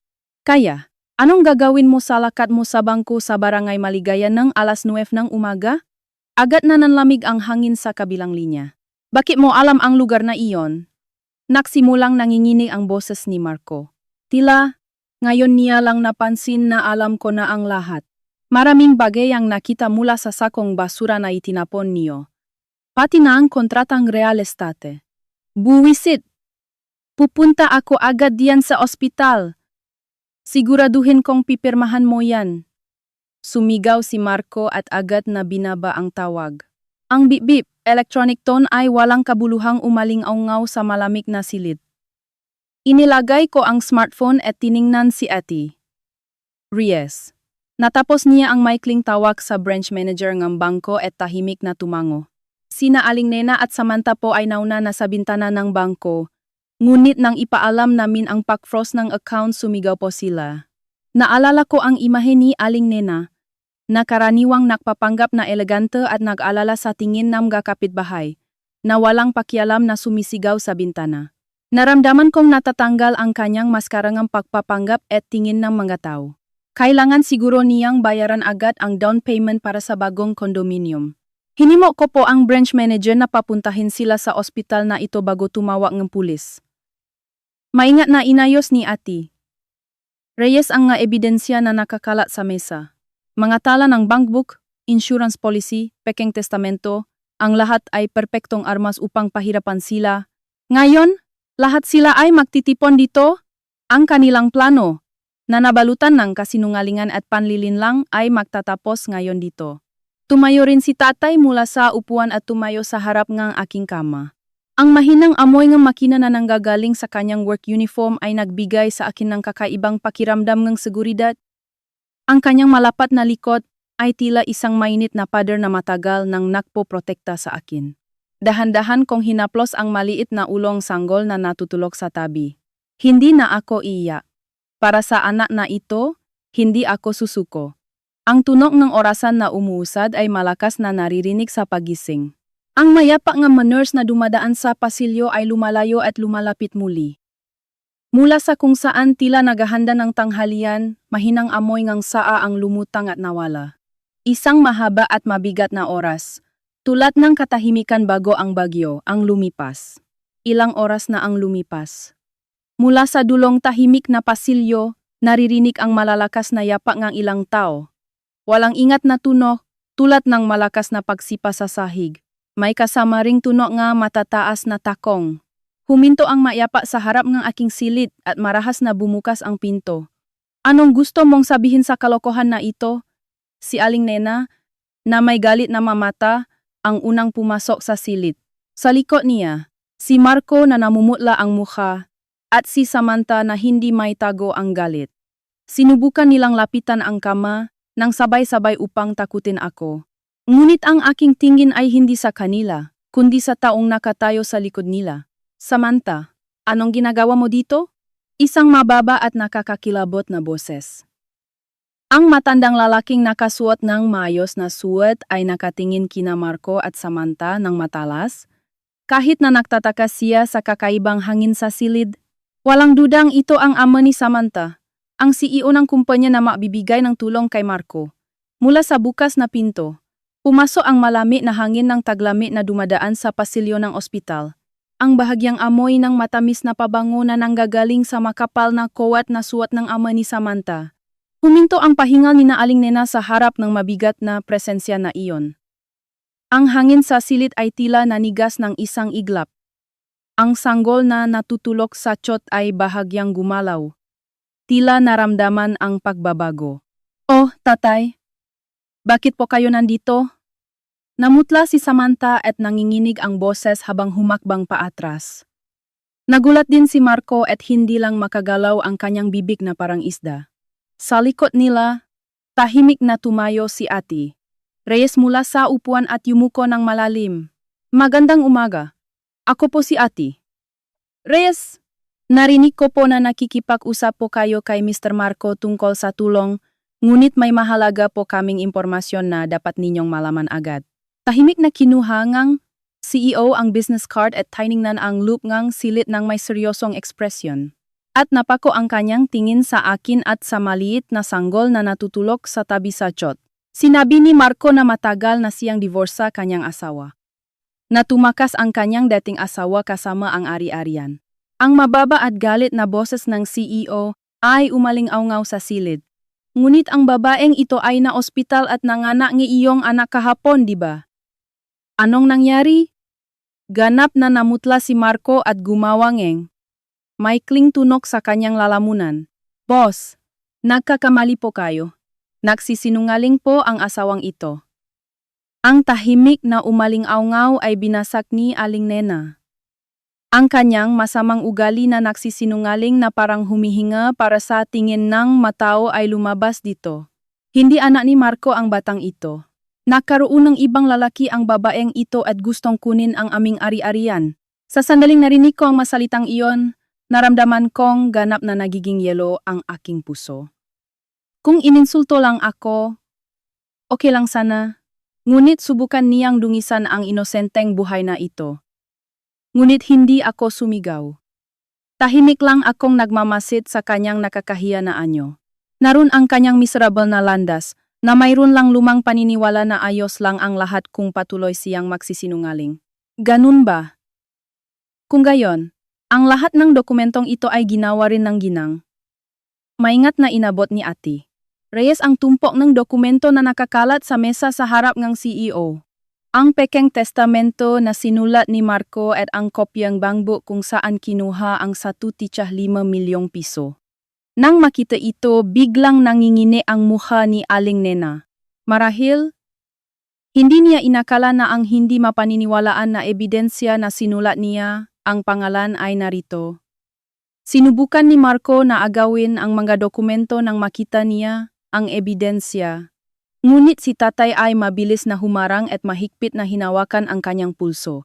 Oy, huwag mong hawakan ng basta-basta ang importante na bagay ng ibang tao. Sa kapal ng kamay ng aking ama, na ilang dekada nang nagpapatakbo ng malaking makina sa maliit na bayan, at sa kanyang matinding lakas, yumuko si Marco ng may kahihiyan. Boss, palihim na kinuha ni Marco ang ari-arian ng kanyang asawa para makakuha ng tulong mula sa inyong kumpanya, sabi ni Ati Reyes sa malamig na boses, nalilista ng mga katotohanan. Ang perang iyon ay ginamit bilang down payment para sa bagong condominium sa Barangay Maligaya. Ang kontrata na nakita mula sa sakong basura na itinapon nila ang ebidensya. Ang makapal na kilaing CEO ay malalim na kumunot sa galit at pagkabigo. At tingnan ninyo ang resibong ito. Ang huling ipinakita ni Ati Reyes ay ang resibo ng St. Jude Maternity Clinic na nakasulat ang pangalan ni Samantha. Prenatal check-up. Sa sandaling nakita ang mga salitang iyon, tiningnan ng CEO ang kanyang anak na parang hindi makapaniwala. Samantha, buntis ka ba? Nanginginig si Samantha at iniyakan ang kanyang mukha sa dalawang kamay. Ang matuldok ay naugnay, at ang lahat ng kanilang nakakatakot na plano ay nalantad. Nagsinungaling si Marco sa CEO na siya ay single, at nakipag-relation kay Samantha. Nang matuklasan ang pagbubuntis ni Samantha, dali-dali niyang pinaalis ako at ninakaw ang manangang aking ina para sa down payment. At upang matugunan ang kondisyon ng tulong, sinubukan niyang palihim na ilabas ang application for divorce. Ang lahat ay isang malupit at mababaw na kastilyo ng buhangin. Para lang matupad ang kanilang mga pagnanasa. Mabigat ang hakbang na lumapit ang CEO sa mesa at kinuha ang isang piraso ng papel gamit ang nanginginit na kamay. Ayon ay ang pekeng testamento na nakasulat na. Kung sakaling may mangyari sa akin. Ang lahat ng ari-arian ay ibibigay kay Marco. Tiningnan niya ang pirmangang saksi at tinanong si Samantha sa malamig na boses. Samantha, ikaw ba ang sumulat ng pangalan mo sa papel na nagnanais ng pagkamatay ng ibang tao? Mula sa bukas na pinto, pumasok ang malamig na hangin na dumadaan sa pasilyo ng ospital. Ang matamis at mabangong pabango ni Samantha ay unti-unting nilamon ng mabigat na amoy ng matamis na tabako na suot ng CEO. Si Samantha, nakaupo sa lumang linoleum na sahig at umiyak na tinakpan ang kanyang mukha gamit ang dalawang kamay. Ang kanyang mahinang iyak lang ang umaling-aunaw sa nagyayelong espasyo. Sa tabi, sa chot, humikap ang sanggol at muling mahimbing na natutulog. Ikaw ba ang sumulat ng pangalan mo sa papel na nagnanais ng pagkamatay ng ibang tao? Muling yumanik ang silit sa mababa at galit na boses ng CEO. Hindi makatingin si Samantha, umiling lang siya at nanginginig ang kanyang balikat. Ang kumpanya ko ay lumaki ng ilang dekada. Inuna ang katapatan at tiwala. Ngunit ang aking sariling anak ay sinubukang agawin ang lahat mula sa isang babae na isinusuko ang kanyang buhay sa panganganak. Ang masalitang iyon ay may halong malalim na pagkabigo bilang isang magulang at isang malamig na desisyon bilang isang negosyante. Dahan-dahang inilayo ng CEO ang tingin niya mula sa kanyang anak na nanginginig sa kanyang paanan, at pagkatapos ay tiningnan niya si Marco ng matalas. Si Marco ay tila isang palaka na tinutukan ng ahas. Gumawa ngang isang mahinang tunog sa kanyang lalamunan at umatras. Marco, nagsinungaling ka sa akin na ikaw ay divorce na at malinis na ang inarehistrong pamilya. Pagkatapos, niloko mo ang aking anak, At higit sa lahat, pinabuntis mo siya. Boss, hindi po totoo. Ito po ay kasalanan ng asawang ito. Ayaw po niya akong hiwalayan. Sinubukan ni Marco na hawakan ang laylayan ng suite ng CEO na tila nagmamakaawa sa sahig. Ngunit tinabi siyang CEO ng malami, na parang nakakita ngang maruming bagay. Huwag kang magbigay ngang nakakahiya na dahilan. Ninakaw mo ang ari-arian ng iyong asawa at sinubukang makakuha ngang tulong mula sa akin gamit ang pekeng dokumento. Ito ay malaking pandaraya. Sa deklarasyon na Gio, agad na namutla ang mukha ni Marco. Ang tulong mo sa bagong negosyo mo ay ganap na kanselado. Sa halip, sisingilin kitang nararapat na bayad pinsala para sa pagkasira ng kredibilidad ng aming kumpanya. Simula ngayon, huwag ka nang magpakita sa harap ko. Ang pagkanselang tulong. Ang salitang iyon ay parang parusang kamatayan para kay Marco. Gamitin ang yaman ng pamilya ni Samantha upang itatag ang kanyang sariling kumpanya at maging isang mayabang na CEO. Ang kanyang mababaw at maliwanag na plano para sa hinaharap ay unti-unting gumuho. Nakasandal ako sa likod ng kamahabang tahimik na pinapanood ang takpong iyon. Ang dating asawa na nangako akong mamahalin habang buhay ay ngayon ay parang isang kaawa-awang estranghero lang. Teka po.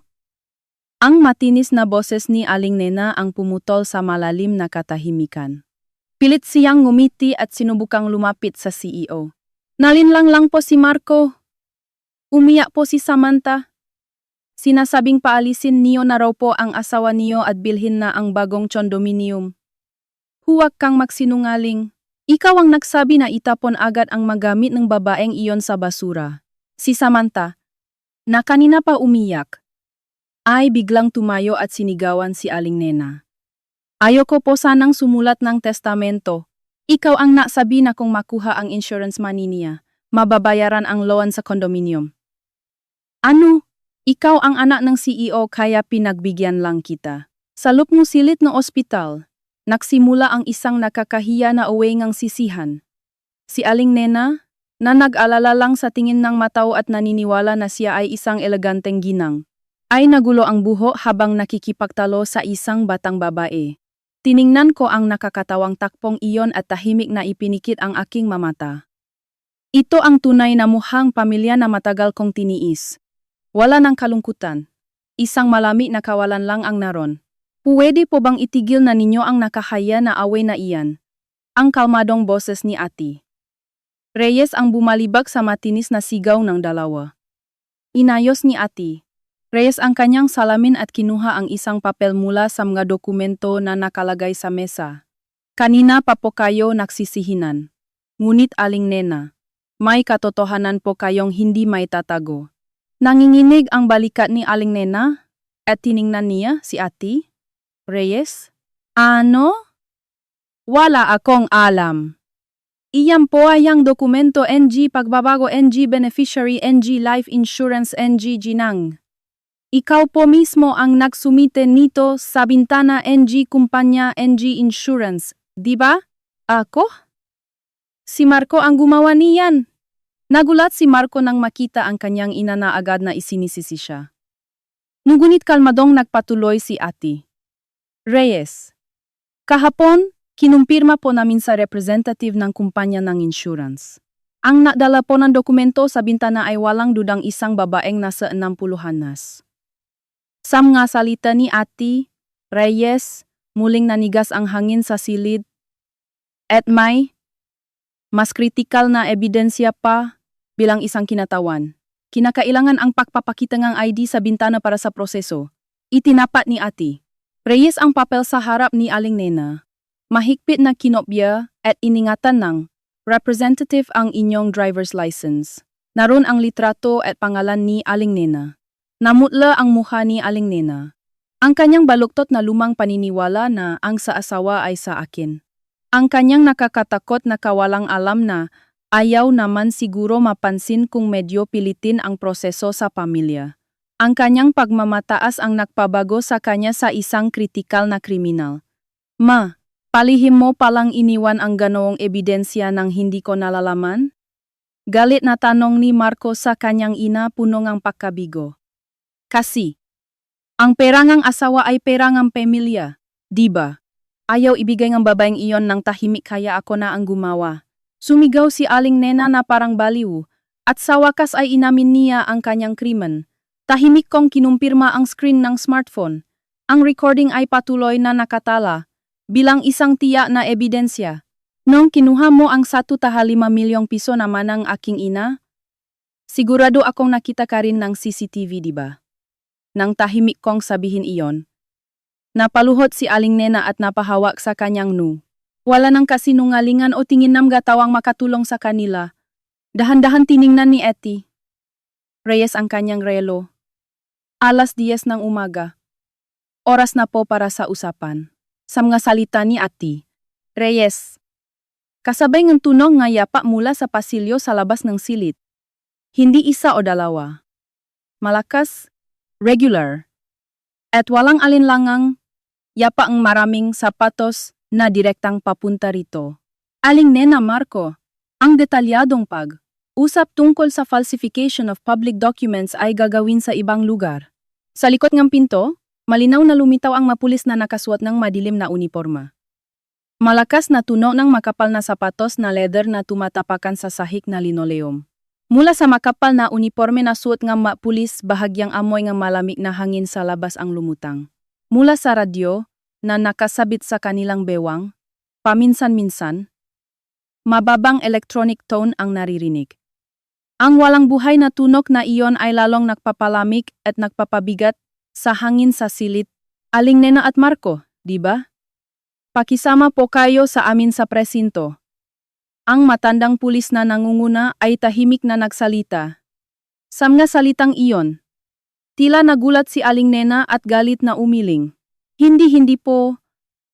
Ako po ay isang simpleng may bahay. Nagsisinungaling po ang asawang ito para sirain ako. Sumigaw si Aling Nena ng may galit, ngunit hindi man lang gumalaw ang tindig ng pulis. Naireklamo na po kay Etty Reyes. Nakumpirma na rin po ang CCTV footage ng bangko. Dahil sa malamig na katotohanan iyon, hindi na makapagsalita si Aling Nena, nakangangalang siya na nag-alala sa tingin ng makapitbahay at nagpapanggap na isang eleganteng ginang.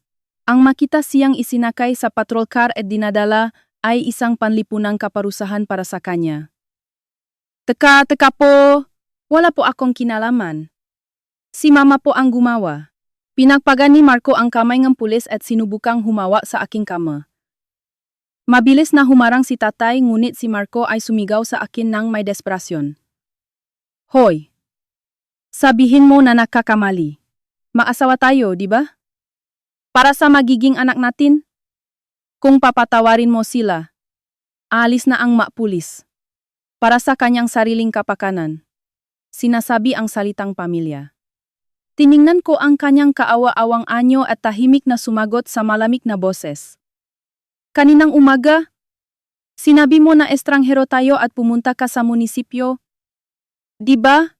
At saka, ang taong gumawang dokumento na kumukuha, aking buhay ay hindi ko kailanman tatawagin na pamilya.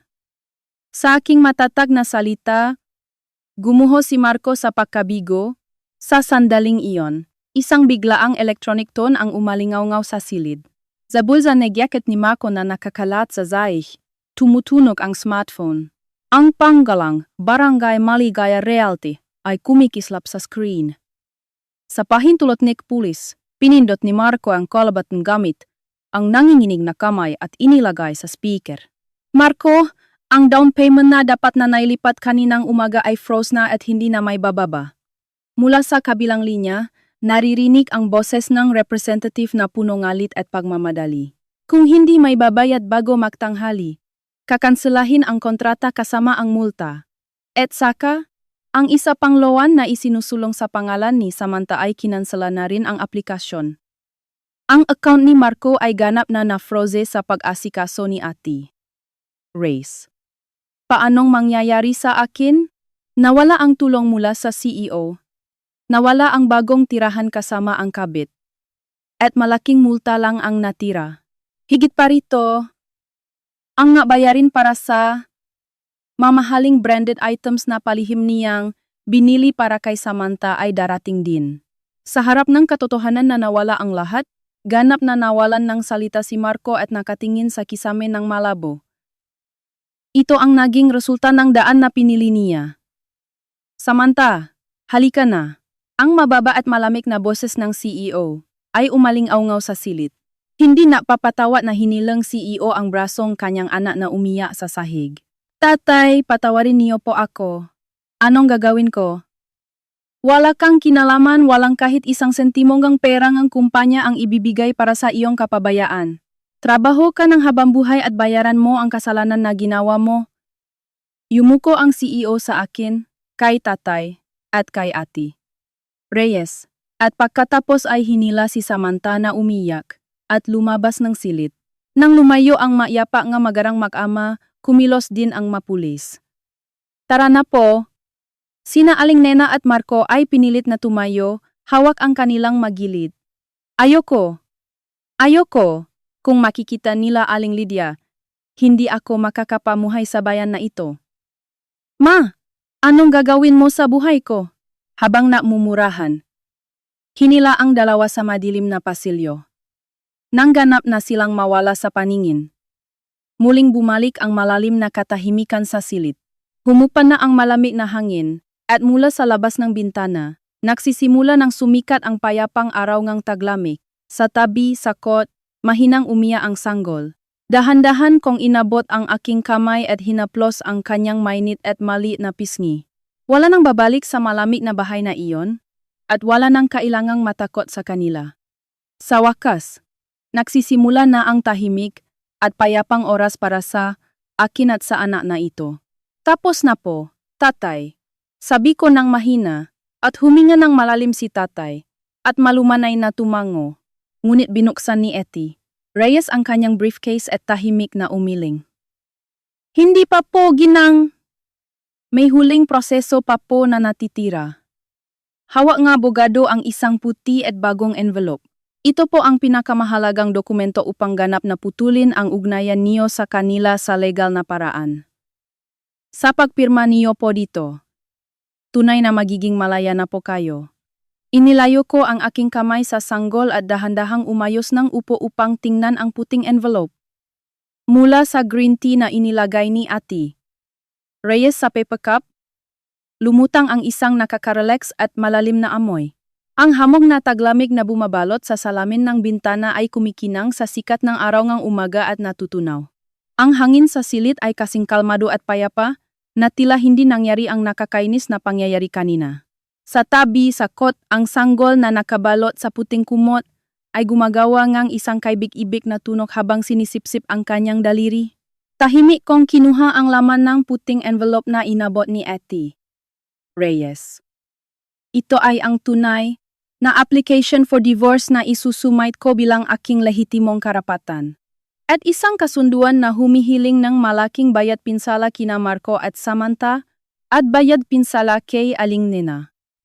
Sina Aling Nena at Marco po ay makakatanggap ng maigpit na parusa dahil sa krimen ng falsification of public document. Sabi ni Ati Reyes sa kalmadong boses, habang malumanay na ngumingiti ang kanyang nga mata sa likot ng salamin.